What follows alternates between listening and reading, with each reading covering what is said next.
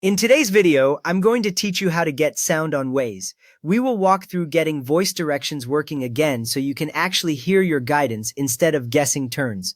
First, open Waze on your phone. When the app loads, you should see the familiar map view with your current location in the center. If Waze asks for location permission and you allow it, the blue arrow or car icon should appear on the map, showing where you are right now.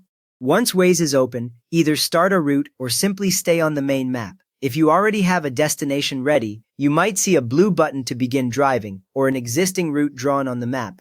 If not, staying on the map is fine because the sound controls work even before you pick a destination, and that lets you set things up calmly before driving. Now, tap the sound icon that looks like a small speaker near the right edge of the screen. When you tap it, Waze will show different sound states, such as muted or voice only. You will usually see the speaker graphic change right away, which is how you know the tap was registered. On Android, select either normal or less chatty from the options that appear. Normal gives you all the usual turn-by-turn calls and alerts. Less chatty reduces extra comments so you still hear the key directions without as many spoken updates. As soon as you choose one of these, the sound mode is active, and Waze remembers this choice the next time you open the app. On iPhone or iPad, make sure the option labeled Sounds is turned on. When it is on, the speaker icon should look solid rather than crossed out. A small mistake beginners make here is assuming the phone volume controls are enough, but Waze can still be muted inside the app if this toggle is off.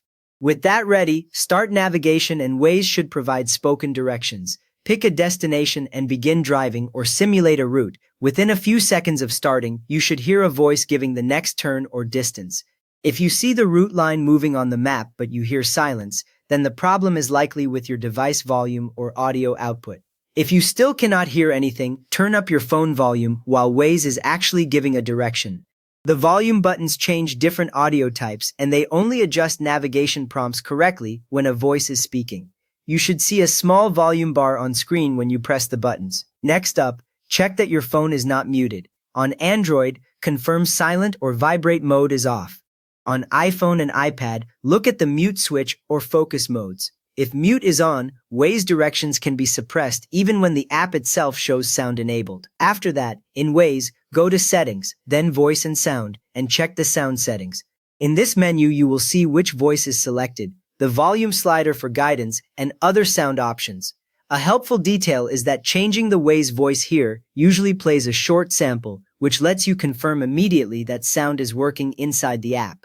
At this point, if you are connected to Bluetooth, check whether Waze is sending audio to your car or Bluetooth device. Often the directions play only through the car speakers, so if the car audio source is set to radio instead of Bluetooth, you will not hear Waze, even though it is speaking.